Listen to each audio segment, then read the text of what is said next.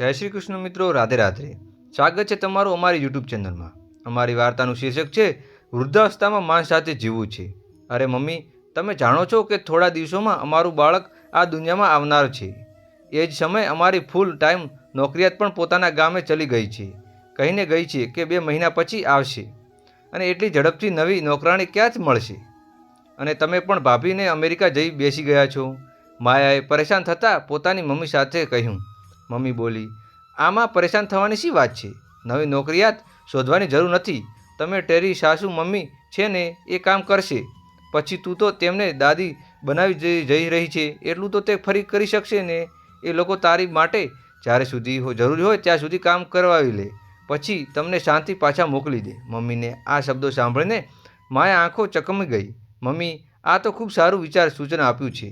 સાંજે જ્યારે તેઓ પતિ ઘરે આવ્યા ત્યારે માયા દુઃખી દેખાવમાં ભાન કરી અને ચા આપી રહી હતી. અરે માયા, શું થયું? દુઃખી શા માટે છે? પતિએ પૂછ્યું. હું વિચારી રહી હતી કે તમારા મમ્મી પપ્પા થોડા દિવસો માટે અહીં બોલાવી લઈએ. માયાએ કહ્યું. પણ શું? પણ ગયા વખતે જે થયું હતું તેના કારણે હું કોઈ મમ્મી પપ્પા નારાજ તો નહીં હોય ને? અરે નહીં, હું મારા મમ્મી પપ્પાને સારાથી ઓળખું છું, તો તેઓ આનંદથી દોડી આવશે. સાંભળીને આજે રવિનો ફોન આવ્યો હતો.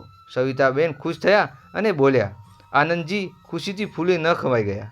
સાસુ, ઘણા દિવસ પછી, ચાલો યાદ તો કર્યું ને. શું કહેતો હતો? બધું ઠીક છે ને ત્યાં? વાસ્તવમાં વહુની ડિલિવરીનો સમય નજીક આવી ગયો છે, એટલા માટે તેણે તમને ત્યાં બોલાવ્યા છે. સવિતાબેન પોતાના દીકરાથી વાત કરી ખુશ થઈ ગઈ હતી.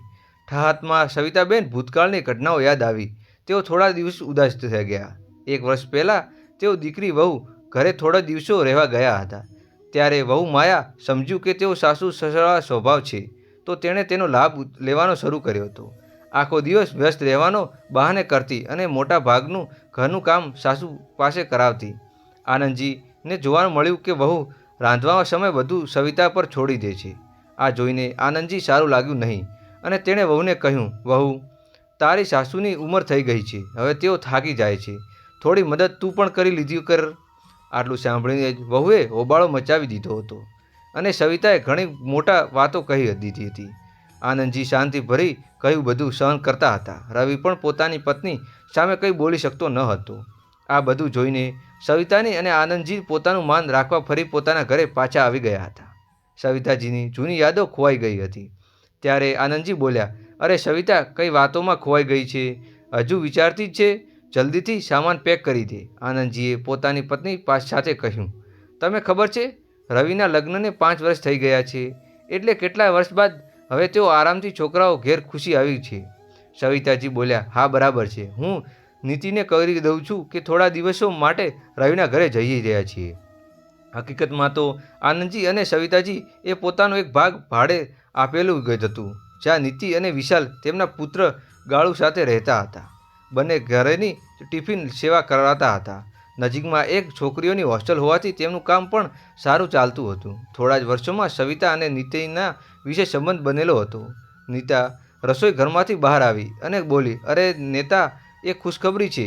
હું ટૂંક સમયમાં દાદી બનવાનો છું.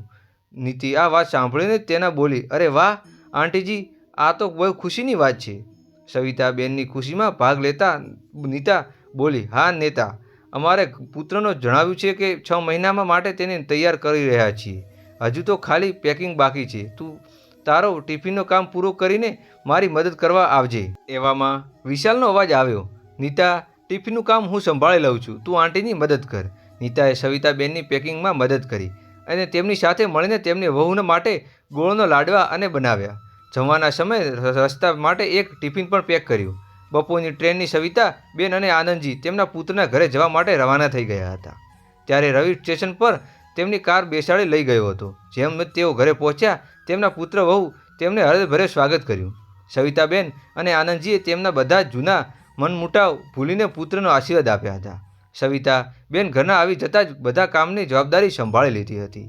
કામવાળી બાઈ ના આવનારની ઘરે થોડું બિખરાયેલું હતું, પણ તેમના ઘરને ખૂબ જ કુશળતાપૂર્વક ગોઠવી દીધું હતું. રોજ સવિતાબેન તેમની વહુને પૌષ્ટિક અને હળવું ભોજન બનાવીને ખવડાવતા હતા.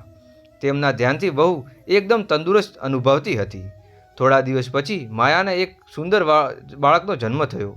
તને પૌત્રી મારી એક જેમ જ છે. અરે આને તો મને જીવન દઈ દીધો છે. આનંદજી બાળકને સવિતાની પાસે આવતા કહ્યા. આ બધા લોકો હસવા લાગ્યા. બાળકીના જન્મ પછી સવિતાજીએ વહુને બહુ સેવા કરી. બાળકીનું ધ્યાન રાખવું, રસોડાનું કામ કરવા ઉપરાંત વહુ અલગ અલગ ખોરાક બનાવીને તેમને દૈનિક કામ કરતી હતી. વય વધી રહી હતી, ઘૂંટણાઓ દુખાવો પણ રહેતો હતો, પરંતુ વહુને કોઈ તકલીફ ન થાય એ માટે તેઓ સતત કામ કરતી રહેતી હતી. આનંદજી પણ ઘરકામમાં તેમનો હાથ વટાવતા હતા. જોયું તમે, મહિનાઓનો વીતી ગયા છે. બાળકીને મોહકતા સવિતાજીની આનંદજી સામે કેવી રીતે વીતી ગયા તે ખબર જ ન પડી. થોડી વાર પછી બાળકી દાદી દાદી સ્વરૂપ ઓળખવા લાગી હતી. આ વહુ માયાને અખરી અગાઉથી કામવાળી બાઈ પોતાના ગામે જ પાછી આવી ગઈ હતી. સવિતાજીએ મનાઈ કરી છતાં માયા તેને પાછું કામે રાખી દીધી હતી. તેમણે કહ્યું, માજી, હું આખો દિવસ ઘરનું કામ કરું છું અને સાથે સાથે બાળકીનું સંભાળ લેવું છું, મુશ્કેલ છે. એક દિવસ જ્યારે સવિતાજી બાળકીને ચમચાથી દૂધ પીવડાવી રહી હતી ત્યારે બાળકી થોડું ઊંધું થઈ ગયું હતું. માયાને તાત્કાલિક મોફો મળી ગયો કે તેણે સાસુને કટાક્ષ કર્યા. ત્યારબાદ માયા અને રવિએ આખી જવાબદારીઓ આયા ઉપર મૂકી દીધી હતી. સવિતાજીએ હૃદય બાળકી સાથે જોડાયેલું હતું, જેથી ક્યારે પ્રેમ ભાવ બાળકીને ખોળામાં લઈ લેતા. એક દિવસ માયા અને રવિ બહાર ગયા ત્યારે તેઓ બાળકીને આયા સાથે છોડીને ગયા. બાળકી સતત રડી રહી હતી. આયા તેને શાંત કરવાનો પ્રયત્ન કરી રહી હતી, પરંતુ બાળકી શાંત નહોતી થઈ રહી. સવિતાજીએ તેને જોઈ શક્યા નહીં અને બાળકી આયાને હાથમાંથી લઈ પ્રેમથી તેને માથા પર હાથ ફેરવ્યો. બાળકી હસવા લાગી હતી. જ્યારે માયા અને રવિ પાછા આવ્યા ત્યારે આયાને તેમના કાન ભર્યા. મેડમ, જો મારી જરૂર ન હોય તો મને કેમ અહીં રાખી છે એમ છે? તમારા સાસુ સસરા મને બાળકીને સમારવા નથી દેતા. હવે હું અહીં કામ નહીં કરું. આયા અને રવિ બંને સવિતાજી પર ગુસ્સે થઈ ગયા અને આયાને મનાવવાનો પ્રયાસ કર્યો હતો. સવિતાજી અને આનંદજી એ વધુ શાંતિપૂર્વક સહન કરી લીધું હતું. તેઓ ઘર છોડવા માંગતા નહોતા કારણ કે બાળકી તેમના અતિ પ્રિય હતી. સવિતાજી પોળામાં આંસુ વહાવી ગયા. મોટું ઘરથી આવ્યા હતા, પરંતુ હવે પોતાનું જ પુત્ર અને તેના શરમમાં આવી રહી હતી. જો આને આગળ લઈ જવું છે તો હું આગળ અનુવાદ પણ કરી શકું છું. શું તમે આ વાર્તાને સંવાદ અંત આપવા માંગો છો? સાંજનો સમય હતો જ્યારે વહુ સાથીઓના ઘરે આવી હતી. સવિતાબેનના પૂરેપૂરું આદર દર્શાવતા તેનું સ્વાગત કર્યું હતું. પોતાના હાથથી બનાવેલા લજીજ નાસ્તો ખવડાવ્યો હતો. ત્યારબાદ તેઓ રસોડામાં ભાડા ધોવા લાગી હતી. અચાનક તેઓ સાંભળીને તેમના પોતાના કાન વિશ્વાસ ન થયો. વહુ સાથીઓને માયા કહી રહી હતી, માયા, તને બહુ સારી નોકરાણી મળી છે. તેણે આટલું સ્વાદિષ્ટ ભોજન બનાવે છે. એ કેટલો પગાર લે છે? અમારે પણ એવી કામવાળી જોઈએ છે. આ સાંભળીને માયા હસવા લાગી, પણ એ આટલું જ ન કહ્યું. આ કોઈ કામવાળી નથી, પણ તેની શાળા છે. થોડીવાર પછી સવિતાબેન હાથ ધોઈને અંદર આવી અને સાથીઓને સાથે બેઠી. જ્યારે ફરી વાતચીત શરૂ થઈ ત્યારે તેઓ બોલી, તમારા જાણ માટે કહી દઉં કે હું કોઈ કામવાળી નહીં, પણ તમારી સાસુની શાળ છું. તમારા મિત્ર એ જ કહી હોય છે કે હું હંમેશા જરૂરિયાત સમજું છું. આ સાંભળીને સાથણીઓએ આશ્ચર્યચકિત થઈ ગઈ અને માયાને જુએ છે. સવિતાબેન આગળ બોલી, વહુ, માને કે ઘરવાળી કામવાળી રાખવી તારા માટે સ્ટેટસ જ હશે, પણ તારી શાળને કામવાળી ગણાવી એ કોઈ સ્ટેટસ કહેવાય? માયાની ભોર તળાઈ ગઈ અને તત્કાળ ચૂપ રહી ગઈ. પણ સાથીણીઓએ જતાં ત્યારબાદ ઘરમાં હંગામો શરૂ થઈ ગયો હતો. માતા પિતા સૌથી વધુ આશ્ચર્ય ત્યારે થયું ત્યારે તેમને પોતાનો દીકરો રવિ પણ વહુના પક્ષમાં પડતો બોલ્યો હતો. રવિ બોલ્યો, મમ્મી, આટલી નાની વાત માટે એક મઠક કરવાની શું જરૂર હતી? આ સાંભળીને અનંત બાપુ, જે આજે સુધી પોતાના બાળકોને પ્રેમમાં ગૂંઠા બેઠા હતા, તેઓ ધીરજ તૂટી ગઈ હતી. તેઓ બોલ્યા, નાની વાત છે? તારી માતાને આ ઘરની કામવાળી ગણાવી છે એ તારા માટે નાની વાત છે? એમ ગુસ્સાની સાથે બોલવા લાગ્યા હતા. માફ કરજે બેટા, આજ સુધી મેં બધું સહન કર્યું છે, પણ હવે આ પાણી માથા ઉપર પહોંચી ગયું છે. હવે અમે આ ઘરમાં એક પણ રહેવા માટે રહીશું નહીં. એ તારી મમ્મી અપમાન થશે. આ કહેતા જ અનંત બાપુ સવિતાબેનનું અપમાન પેક કરવાનું શરૂ કર્યું હતું. આ વિચારીને કે બાળકો સામે આવી તેમના રોકી ન લે. અહીં તમારો ગુજરાતી અનુવાદ છે. સેવા કરવા છતાં વહુએ એમના એવું ઇનામ આપ્યું કે ઘરની બહાર કાઢી મૂક્યા હતા. આનંદજી અને સવિતા તેમના પોતાના દીકરાને પણ સહારો ન આપ્યો. આ સ્થિતિમાં બંને ટ્રેન પકડીને ઘરે પાછા ફરી આવ્યા હતા. વારંવાર એક જ પ્રશ્ન તેમને પરેશાન કરી રહ્યો હતો કે આ ઉંમરે જ્યારે બાળકોની સૌથી વધુ તેમને જરૂરિયાત હોય છે એ સમયે તેઓ પોતાને ગુજરાન કેવી રીતે ચલાવશે? મહિનાની પરેશાની સિવાય તેમને કોઈ અન્ય આવકનું સાધન ન હતો. તેમની સંપૂર્ણ બચત તેમણે દીકરાને અભ્યાસ અને સેટલ થવા માટે ખર્ચી દીધો હતો. આનંદજી અંદરથી આ બધું વિચારી અને દુઃખી થઈ રહ્યા હતા. જેમ તેઓ ઘરે પહોંચ્યા અને દરવાજાની ઘૂંટડી વગાડી તો દરવાજો ખુલે છે એ પહેલાં જ ગાળું બહાર દોડી આવ્યું. તે ખુશીથી બોલી, અરે દાદા દાદી, તમે આવી ગયા? અમને એકલા છોડીને ક્યાં ગયા હતા? નીતાને દરવાજો ખોલ્યું તો અંદરની તરત જ ગોલુના ભેટી પડ્યો. નીતાની ચહેરા પર આનંદ અને આશ્ચર્યના મિક્સ ભાવ હતો. તે સમજતી શકતી ન હતી કે અંકલ આંટી 6 મહિના માટે ગયા હતા તો આટલી જલ્દી કેમ પાછા આવી ગયા હતા. તે વિચારમાં પડી ગઈ હતી અને તે બધી સામાન સાથે લઈને આવ્યા હતા. તેમના ચહેરા પર ભાવ જોતાં તે તરત બધું સમજી ગઈ હતી. નીતાએ કહ્યું, અંકલ આંટી, તમે હાથ મું ધોઈ લો, હું તમારા માટે ચા નાસ્તો બનાવી દઉં છું. સવિતાજીની આંખો છલકાઈ ગઈ. પોતાના રૂમમાં પહોંચી જ તેણે રાહતની શ્વાસ લીધી. પણ આનંદજી મનમાં જૂની વાતો તેમના મનમાં ફરી રહી હતી.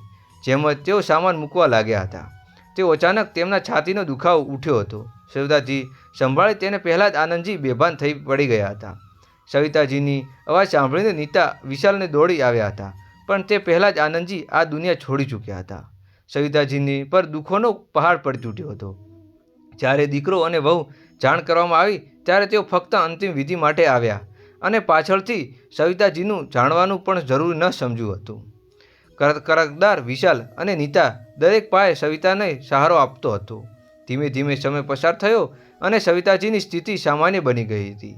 એક દિવસ નીતા અને વિશાલ દીકરો ગોળુ બીમાર થઈ ગયો હતો અને આખો દિવસ તેને હોસ્પિટલમાં દાખલ રાખવામાં પડ્યો હતો. નીતિની ગેરહાજરીમાં સવિતાજીએ ટિફિનની જવાબદારી સંભાળી લીધી હતી. સવિતાજી પોતાના ખાવાનું બનાવતું ખૂબ જ શોખ હતો. તેઓ બનાવેલા ખાવાનું દરેક વખાણ કર્યા હતા. હોસ્ટેલની છોકરીઓ તો તેમને બનાવેલા ખોરાક ખાવાની દીવાની બની ગઈ હતી. એ સમયે સવિતાજી ખબર પડી કે તેમને કિરાયેદાર વિશાળ અને નીતિને પોતાનું નવું ઘર ખરીદી લીધું છે. અંકલના જવાના પછી તેઓ આંટીના એકલી મૂકવાના ઈચ્છતા ન હતા. તેથી તેઓ આંટીને સંભાળવા માટે તેમને પોતાના ગૃહ પ્રવેશ સાથે સમયને મુલાકાત રાખ્યો હતો. આ વાત જાણીને સવિતાબેન ભાવ વિભોર થઈ ગઈ હતી. પોતાને સંભાળવા તેઓ નીતા પાસે ગઈ અને તેને અભિનંદન ગળે લગાવી દીધી હતી. બેટા, મારું એટલું જ પણ ખ્યાલ ન રાખ કે હું તને ઓળખી ન શકું. સવિતાબેન હસતી કહે છે, તમને નીતિને આખરે આપી છે કે બરાબર છે અને કામ તૈયારી કરવાની ભારે દિલથી ઉદાર છીએ. પરંતુ હવે સવિતાબેન એકદમ એકલા થઈ ગઈ હતી. હવે ભાડામાંથી આવક પણ બંધ થઈ ગઈ હતી. આ ઉંમરે મારું ગુજરાન કેવી રીતે ચાલશે એવું વિચારીને તે ગભરાઈ ગઈ હતી. મારો બધું પૈસા માટે બેટા માટે વાપરી લીધા છે. હવે આ વૃદ્ધાવસ્થામાં શું કરવું જોઈએ? એ વાત કરતાં તેઓ ગાલ પર આંસુ ચડી ગયા હતા. અચાનક દરવાજો બેલ ખુલ ભાગી બહાર જોયું તો હોસ્ટેલની કેટલીક છોકરીઓ ઊભી હતી. તેઓ સવિતાબેન પાસે આવી અને બોલી, આંટી, તમારા હાથનું ખાવાનું બહુ સ્વાદિષ્ટ હોય છે. કૃપા કરીને ટિફિન સર્વિસ શરૂ કરો. આ સાંભળીને સવિતાબેન વિચારમાં પડી ગઈ હતી. અંદર જઈને તેઓ પતિની તસવીર સામે ઊભી રહી અને બોલી, આ ઉંમરે નવું કામ કેવી રીતે શરૂ કરવું? પરંતુ પછી તેમણે વિચાર્યું, આમાં નુકસાન શું છે? આ વિચારવાની સાથે તેમની આંખોમાં ચમક આવી. અંતરમાં તેમણે જીવનમાં નવી દિશા આપવાનું નક્કી કર્યું હતું. નીતા અને વિશાલનું ઘર થોડું દૂર હતું. સવિતાબેન નીતાની ફોન પર બોલાવી અને ટિફિન સર્વિસ શરૂ કરવાની મદદ માંગી હતી. માત્ર 2 દિવસમાં નીતાની મદદની સવિતાબેનનું નવું કામ શરૂ થઈ ગયું હતું. સહારા માટે તેમણે 2 છોકરીઓ પણ રાખી લીધી હતી, સંભાળતી હતી. કેળવ થોડા જ વર્ષોમાં તેમની સારી કમાણી મળવા માંગી હતી. કેટલાક હોસ્ટેલની છોકરીઓને સવિતાજી સાથે એટલું લાગણી હોય કે તે તેમના ઘરમાં ગાડીઓમાં પણ રહેવા લાગી હતી. હવે સવિતા તેનું એકાંત સંપૂર્ણપણે દૂર થઈ ગયું હતું. એક દિવસ કેટલીક છોકરીઓ સવિતાબેનના જીના ખાણાની પ્રશંસા કરતા તેમનો વિડીયો બનાવી સોશિયલ મીડિયા પર પોસ્ટ કરતી હતી. જોઈતા જ એ વિડીયો વાયરલ થઈ ગયો હતો. સવિતાજીના બનાવેલા ખાણાની ખર્ચા સમગ્ર વિસ્તારમાં દેખાઈ ગઈ હતી. તેમણે કામ વધારે વધી ગયું હતું. આંતર તેમને ભાઈઓને જ્યારે વિડીયો જોયો તો તેમની હાલત એવી જ થઈ ગઈ જાણે કાંટા લોહી વાગી ગયા હતા. તે તરત જ રવિને બતાવી કહ્યું, હા જાણો, તમારી મમ્મીના ખાણીના ખર્ચા દેશભરમાં થઈ રહ્યા છે. કેટલા કમાશે? તમારી નોકરીઓથી આપણા ઘરમાં ખર્ચો બહુ મુશ્કેલીથી ચાલે છે. તમારા માનેથી કોઈ મદદ માંગો. તેમણે કામ એટલું સારું ચાલી રહ્યું છે તો કેમ ન એમની પાસેથી જઈ રહીએ? અને આવું જ પણ તમારા પિતાજી હવે નથી તો માને કંઈ એકાંત લાગતું હશે. આ બધું જોઈને રવિ આશ્ચર્યચકિત થયો. પત્નીનું કહેવું માન્યું અને કહીને રવિ પોતાની માતા પાસે જવાની યોજના બનાવતો રહ્યો હતો. બીજા દિવસે તેઓ પોતાની દીકરી સાથે સવિતાજીના ઘરે પહોંચ્યો હતો. સવિતાજી ત્યાંના દ્રશ્ય જોઈને ભાઈઓના આંખો ખુલી ગઈ હતી. ત્યાં તો તેમને લાગતું હતું કે તે મેળા જ એક લાગી ગયો હતો. બધે ઘમાસાન થઈ રહી હતી. મીડિયાવાળા આનંદની ઇન્ટરવ્યૂ લઈ રહ્યા હતા. આ જોઈને પત્ની થોડા ડરીને તે તરફ જોવા રહ્યા હતા. તેઓ પોતાના ઘરમાં પરાયા લાગી રહ્યા હતા. સવિતાજીએ તેમણે ઘણું પહેલાં જોઈ લીધું હતું, પરંતુ તેમને અવગણતા થઈને પોતાના કામમાં વ્યસ્ત રહી ગઈ હતી. કોઈ સંઘર્ષ થતી વખતે ભાઈ બેટા બંને સવિતાજીના પાસે જઈને તેમના પદે પર પલટી પડ્યા હતા. સવિતાજીના ચહેરા પર કોઈ લાગણી ન દેખાઈ, પરંતુ તેને આશીર્વાદ આપ્યા અને પોતાની પાર્ટીને પ્રેમ કર્યો. પછી પાછા પોતાના કામમાં વપરાઈ ગયા હતા. આ દ્રશ્યમાં રવિએ પાછળ અવાજ આપ્યો, માં, અમને માફ કરજો. આપણે બહુ મોટી ભૂલ થઈ ગઈ છે. આજે આપણે તમારા માટે પૈસે જ રહીશું. સવિતાજીએ તેમને તિરસ્કાર દ્રષ્ટિએ જોઈને કહ્યું, ઠીક છે, પરંતુ હું તમારી સાથે રહી નથી. આ વૃદ્ધાવસ્થામાં હું માને નથી રહેવા માંગુ છું. કોઈના ઘરની કામવાળી બનીને નહીં રહી શકું. હવે આ બધા લોકો મારો કુટુંબ છે, પરંતુ માને આ ઘરના પર આપણે બધું થોડું અધિકાર છે. બાહુ માયા કહ્યું. સવિતાજીને જવાબ આપ્યો, અધિકાર તો અમારો એ દિવસે ખતમ થઈ ગયો હતો જ્યારે હું અને તારા પિતાજી તમારા ઘરની બેજત થઈને નીકળી ગયા હતા. હવે તમે દૂરથી આવ્યા છો, ભૂખ લાગી છે, કંઈક ખાઈને જાઓ છો. માર્ગ માટે તમારા માટે ટિફિન પણ પેક કરવાની છું. એવું કહીને સવિતાજી પોતાના કામમાં વ્યસ્ત થઈ ગઈ હતી. આજે તેમના ચહેરા પર સંતોષ અને ગર્વની મુસ્કાન હતી. મિત્રો, તમને આ વાર્તા કેવી લાગી એ લાઇક કરો, કોમેન્ટ કરો અને કોમેન્ટ બોક્સમાં જણાવજો. અને ચેનલને સબસ્ક્રાઈબ કરવાનું ભૂલશો નહીં. નવી વાર્તા સાથે મળશું. ખૂબ ખૂબ આભાર. ધન્યવાદ. જય શ્રી રામ, જય શ્રી રામ, જય શ્રી રામ.